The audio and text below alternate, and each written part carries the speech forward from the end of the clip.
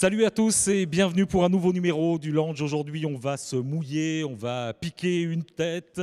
En clair, on a piscine avec des invités prestigieux, 3 spécialistes du plongeon qualifiés pour les Jeux Olympiques de Rio. On va recevoir Laura Marino, vice-championne d'Europe en titre, Mathieu Rosset, double champion d'Europe, et puis également Benjamin Offray, numéro 5 mondial, ainsi que leur entraîneur Alexandre Rocha. Nous retrouverons bien sûr nos chroniqueurs, ils sont déjà là sur le canapé, Enzo Pi et Eloïse Kahn. On va parler musique et on va aussi parler science et triathlon. Et puis nous finirons ce rendez-vous comme chaque semaine par un défi. Et on va tout de suite demander à nos invités de nous rejoindre sur le canapé. Allons-y, tout le monde en scène.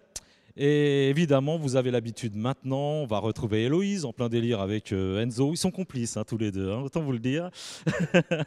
Héloïse, on t'écoute. Honneur aux filles, parce que c'est rare qu'il y ait des filles dans le lounge de l'INSEP.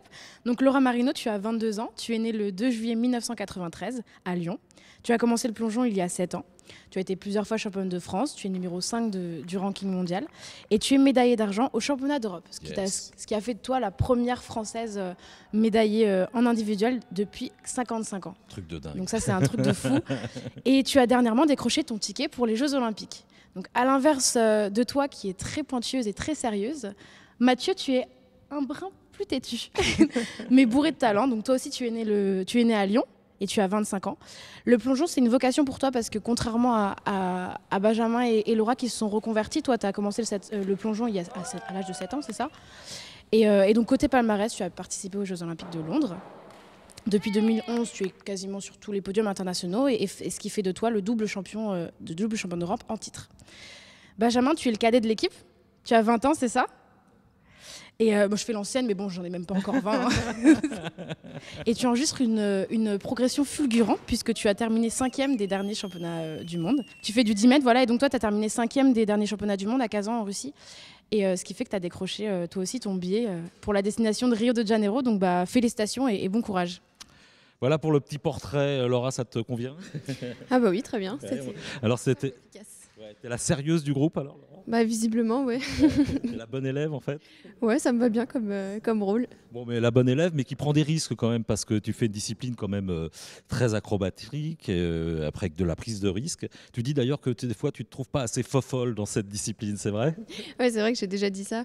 Mais après, moi, dans ma pratique, je suis très carrée et je reste dans ce que je dois faire, dans ce qu'il faut faire. Et bon, je fais toujours ce qu'il faut, mais c'est vrai qu'il manque peut-être cet esprit un peu faux-folle, comme Gary Hunt, par exemple, qui s'entraîne avec nous. Ouais. Alors Mathieu, pareil, une année superbe, avec de très beaux résultats, puis carrément à doubler au championnat d'Europe. Ça, c'est peut-être unique aussi dans l'histoire de votre discipline, non? Ouais, c'est la première fois. Ouais. 2 fois consécutifs, à 1 mètre la veille et le lendemain le 3 mètres. Alors donc, est-ce que c'est vraiment des disciplines aussi différentes que ça? Toi, tu es à 10 mètres, toi, tu es à 1 mètre et 2 mètres. C'est quoi la grosse différence, en tout cas, entre ces deux disciplines? La différence à 1 mètre et 3 mètres, c'est qu'on est sur des plongeoires, donc sur des planches relativement souples, alors qu'à 10 mètres, c'est de la plateforme, donc c'est du béton directement. Et la différence, c'est que, par exemple, nous, on effectue nos rotations en fait, en montant et en descendant, alors qu'à 10 mètres, c'est plus que de la descente. Et après, ça va être surtout l'impact dans l'entrée dans l'eau. Ça va pas être la même à 10 mètres et à 3 mètres. C'est clair. Benjamin, tu t'en sors plutôt bien dans le palmarès de ces Français, puisque tu as accroché une 5e place mondiale. C'est tout bon, quoi. Oui, c'est tout bon. Pour l'instant, c'est tout bon. Je suis le plus jeune. Ça fait le moins longtemps que je plonge des 3. Ouais. Donc, je les suis. J'ai pas leur palmarès encore. Les championnats du monde, c'est une compétition.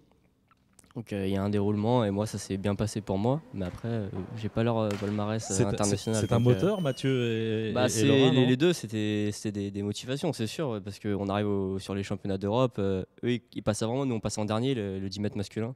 Donc voilà, on a Mathieu 2 jours de suite champion d'Europe, Laura qui passe à côté de l'or à rien, qui fait encore une médaille. On dit moi aussi je veux croquer la pomme, quoi. On en veut aussi, donc forcément c'est un moteur. Et puis à l'entraînement, voilà, Mathieu il est expérimenté, donc il a un plus gros taux de réussite même à l'entraînement, en compète, donc si c'est des moteurs les deux. Alors le chef d'orchestre de cette aventure humaine, c'est votre entraîneur, Alexandre Rochas, donc une belle troupe là pour partir aux Jeux Olympiques. C'est une belle troupe et c'est aussi une belle aventure de tous les jours avec le vivre ensemble en fait qu'on peut retrouver. C'est vrai que c'était une année assez riche, une année intense, une année aussi où il y a eu beaucoup de rebondissements et c'est pas tous les jours rose. Ouais. Mais J'ai cru comprendre d'ailleurs qu'au début, entre toi et Laura, c'était pas toujours la fête. Mais c'est le but, c'est je suis pas là pour toujours faire plaisir. L'entraîneur n'est pas là pour faire plaisir. T'es dur alors. Il faut être non, il faut essayer d'être juste et il faut essayer aussi de les accompagner au mieux parce que c'est chaque personne que vous voyez ici, c'est des caractères bien différents. C'est des personnes qui ont aussi comment dire, un vécu différent, une approche de la performance différente. Et donc, il faut les accompagner individuellement parce que ça reste un sport individuel au plus haut niveau. Ouais. Voilà. On va redonner le micro à Héloïse parce qu'il se passe toujours plein de choses ici à l'INSEP. Et cette semaine, on va même causer musique. Oui, bien sûr. Parce qu'il faut savoir qu'on est tous sportifs, mais bon, on a tous une passion. Je sais que Mathieu, tu es un peu passionné de la moto. Toi, tu fais pas mal de vidéos aussi avec pas mal de vues sur YouTube. Donc voilà, Super. on fait tous quelque chose. Et donc aujourd'hui, on est parti à la rencontre. Et attends, je te coupe parce que je sais aussi que Laura, elle aime la cuisine, par exemple. Voilà, et bien, scoop de l'année. Et donc voilà, et donc nous, on est parti à la rencontre de Kevin Menaldo, qui a lui aussi une grande passion. Donc on va tout de suite voir ça. On peut rentrer ? Bonjour. Bonjour. Il fait super froid dans ta chambre. C'est vraiment froid, je suis allé me plaindre. C'est vraiment un vampire, le mec. Le mec vit dans le noir et dans le froid. C'est plutôt cool. Ouais. J'ai cru comprendre que tu n'étais pas que athlète, tu n'étais pas que perchiste, n'est-ce pas ? C'est exact, les nouvelles vont vite. Hein. Tu as un alter ego qui est Aquilon, à ce qui paraît. Ouais, c'est ça. Est-ce que tu peux nous amener dans ta salle Je sais pas si vous êtes prêts. Hein. Je sais pas si. Ouais, bon, on va peut-être vous amener alors, ça marche, on y va. Le mec vraiment vit la nuit en fait. Il nous amène dans les catacombes de l'INSEP.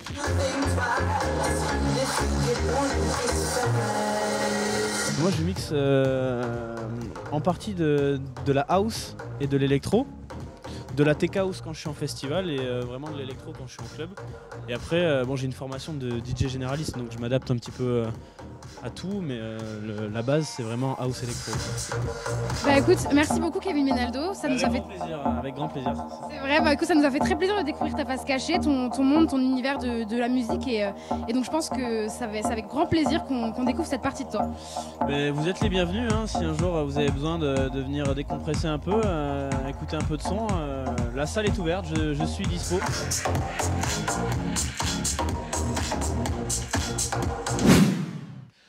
La musique à Donf, donc ici à l'INSEP, ça c'est un truc qui vous anime aussi, là, les Jones.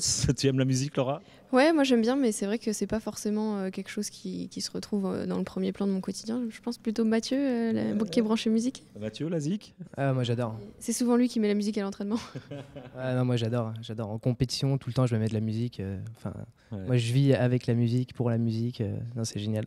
Qu'est-ce qui t'a amené, toi, Benjamin, vers le haut vol ? Pourquoi t'as pas suivi le chemin de Mathieu, par exemple ? Tu peux nous expliquer ? C'est la sensation qui t'a attiré Non, pas du tout. Moi, à la base, je voulais pas monter à 10 mètres. C'était pas du tout mon truc. Je veux pas y aller. Moi, Je veux pas y aller. Moi, j'étais très bien à 3 mètres. Ça marchait bien, mais j'ai pas le physique de quelqu'un de tremplin. J'ai pas le physique. Et du coup, pendant 2 ans, il y a veux dire Alex quoi qui par- m'a traité au par- corps à corps pour. Ça veut dire qu'il faut être plus grand, plus fort ? Il faut déjà du poids parce que La puissance. faut de la puissance, du poids parce qu'il faut enfoncer le tremplin pour qu'il nous renvoie haut et réaliser les figures. Mhm. Moi, je fais 53 kilos, donc c'est un peu plus compliqué. On essaie les muscles, j'arrive pas à prendre 500 grammes, donc c'est galère. Et du coup, pour faire de plus grosses figures, il me fallait du poids. Donc, soit je plongeais avec un gilet lesté, soit quelque chose, mais c'était pas bon. Donc, moi, je voulais pas monter, mais il y a Alex qui m'a travaillé au corps à corps pendant 2 ans. Il m'a dit non, mais toi, c'est là où que ça va se passer, c'est là où que ça va se passer. Et alors ? Bah, Plutôt pour content l'instant, du ça se passe résultat. plutôt bien, ouais, c'est sûr. Ouais. Pour l'instant, ça se passe bien, donc finalement, on est monté. Ouais. Ouais. Vous venez tous plus ou moins de la gymnastique, c'est quelque chose que vous travaillez en tout cas apparemment. Et il y a une grosse différence finalement entre la gymnastique et votre sport, c'est que vous arrivez la tête la première dans l'eau, hein, c'est comme ça le principe. Gymnastique, on arrive souvent les pieds devant, c'est mieux quand même. C'est mieux, oui. Et il y a C'est- beaucoup de gymnastes qui se mettent au plongeon ou pas assez, selon toi, Alexandre ? C'est-à-dire que nous, en France, on n'a pas une grosse capacité d'accueil, donc le recrutement se fait un peu ciblé, et notamment par des personnes qu'on connaît. Aujourd'hui, il faudrait avoir plus de piscines, avoir plus d'entraîneurs, avoir plus de personnes formées au plongeon, et là, on arrive vraiment sur quelque chose qui serait de la pureté, vraiment une école pure du plongeon. Là, aujourd'hui, on a fait des grands champions qui sont ici avec une alliance gymnaste-plongeon. Et j'ai envie de croire que demain, on aura beaucoup plus de personnes qui rentreront par la filière et que l'activité gymnique ne sera plus un moyen d'entrée, mais un élément complémentaire à la performance. Alors, on va donner le micro au garçon qui est à côté de toi. Enzo Pi, notre tennisman de service. Il se passe toujours des choses, on n'arrête pas de le dire ici à l'INSEP. Alors, de la musique, hein, quelquefois. De la cuisine, t'attends d'avoir ta cuisine. Je sais que tu aimerais bien avoir ta cuisine. Grosse frustration, d'accord.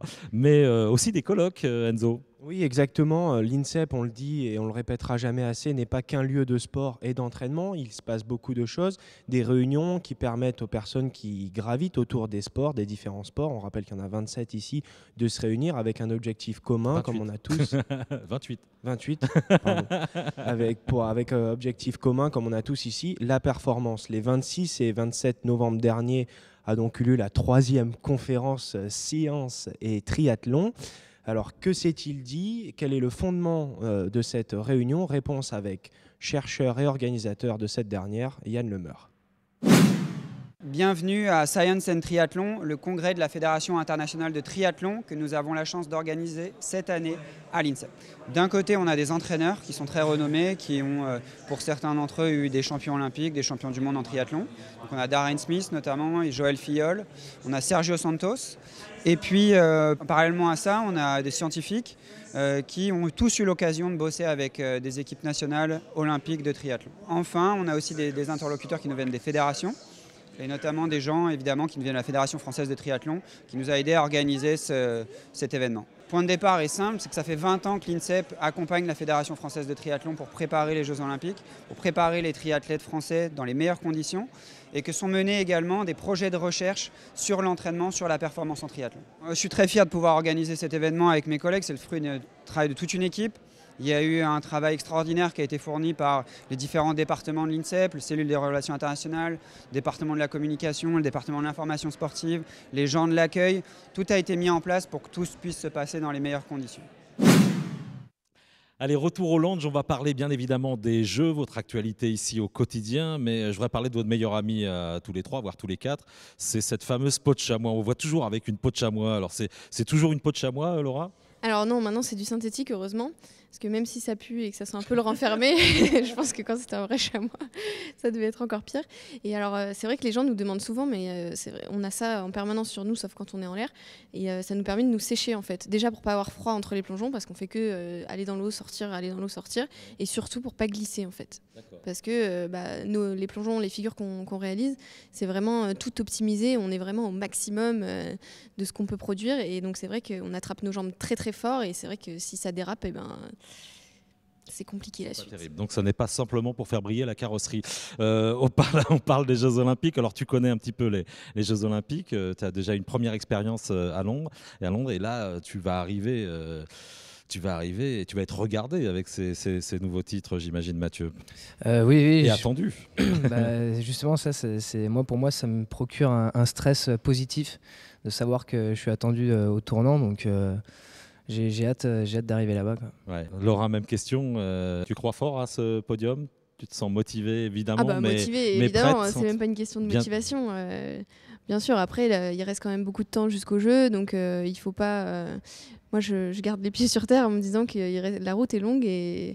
Alors oui, j'ai mes rêves, hein, bien sûr, mes objectifs, mais c'est step by step. C'est un vénard, Alexandre, hein, parce qu'il a une belle équipe là. Hein. Ça doit être sympa tous les jours de vous gérer tous les trois. Ça va être le moment des rendez-vous et des résultats des INSympiens. Nous allons retrouver nos chroniqueurs. Les rendez-vous et les résultats. Bien sûr, j'ai cru qu'Enzo allait nous la faire aujourd'hui. Je peux pas, j'ai piscine. Il a évité le coup. Hein. Ça va être un truc qu'on vous fait souvent, ça, nos amis plongeurs. Là. Alors, Héloïse, on va parler évidemment des résultats de la semaine. Ouais, et puis pas mal de résultats cette semaine parce qu'au basket, la Ligue 2 féminine, donc c'est la première victoire de notre équipe insépienne. Donc voilà, donc on les félicite. Et en escrime, Tibus a terminé 5e de la Coupe du Monde qui se déroulait à Turin. Et donc nos jeunes footballeuses qui sont à l'INSEP, Oui, parce qu'il y a les filles pour le foot. C'est ça, les footballeuses. Donc elles étaient en stage et elles ont gagné contre la Real Sociedad 4-0. Donc voilà, c'est juste génial. Carrément. Et le judo maintenant, parce que nos judokas sont partis pour la tournée asiatique. C'est ça, on en avait parlé avec Teddy Riner. C'est ça, et donc Clarissa Gagnou, Jevriz Eman et Teddy Riner ont remporté le Grand Prix de Jeju. Donc voilà, félicitations à eux. profond. Voilà. Allez, on va passer le micro à Enzo avec des rendez-vous à suivre. Enzo, dis-nous tout, on t'écoute. Oui, 2 rendez-vous, hein, mais ça sera un duo gagnant. Donc le 7 décembre, la 12e journée médicale qui aura lieu à l'INSEP, une nouvelle fois, hein, on le disait, les colocs, tu connais. Oui, non, toi, et tu puis, moi, la vie en coloc, je connais. Et puis le 9, la soirée des champions. Alors, c'est qu'une soirée, mais c'est le grand rendez-vous des INSEPiens. Donc vous pouvez la noter dans vos agendas et puis vous inscrire auprès de la communication. Ouais, vous avez déjà participé, on va leur passer le micro, vous avez déjà participé à la soirée des champions, c'est la teuf absolue de l'INSEP, j'ai l'impression. Hein. Ouais, bah. Il y a eu pas mal d'histoires sur ces soirées des champions. On veut des anecdotes. C'est pas moi le pro pour ça, apparemment, c'est quelqu'un d'autre. C'est plutôt Hello qui est dans les bons coups, d'accord. En tout cas, on a noté, c'est le 9 décembre, hein, la grosse soirée. Donc il y aura tous les INSEPiens, ça va être une belle soirée de fin d'année, de fin de saison. Ok, et ben c'est l'heure du défi. Bon, décidément, le baby-foot a beaucoup de succès en ce moment. Donc, Laura a choisi le baby avec l'entraîneur, le coach Alexandre. Et Mathieu et Benjamin font équipe. On arrête le chrono quand Laura marque. Et c'est Enzo qui fait les commentaires cette semaine. Attention, top chrono. C'est une formule classique en 4-3-3 avec quand même Laura Marino qui loupe la balle. Hein, mais... et voilà, c'est fait. Elle loupait la balle, mais alors il suffit d'une fois, elle a dit. Hein. Bon esprit, un peu moins rapide que la semaine dernière, mais pas mal, beau résultat quand même. Bravo Laura. Merci à tous de votre complicité. On va vous suivre avec beaucoup d'intérêt, bien sûr, pour cette fin de saison et pour votre prochain rendez-vous. À chaque fois, je croise des doigts, je les croise vraiment et sincèrement pour vous. Et puis nous, vous connaissez la formule. On se retrouve évidemment la semaine prochaine avec d'autres sportifs ici à l'INSEP pour un autre rendez-vous. Salut à tous. Bye bye. Bye bye.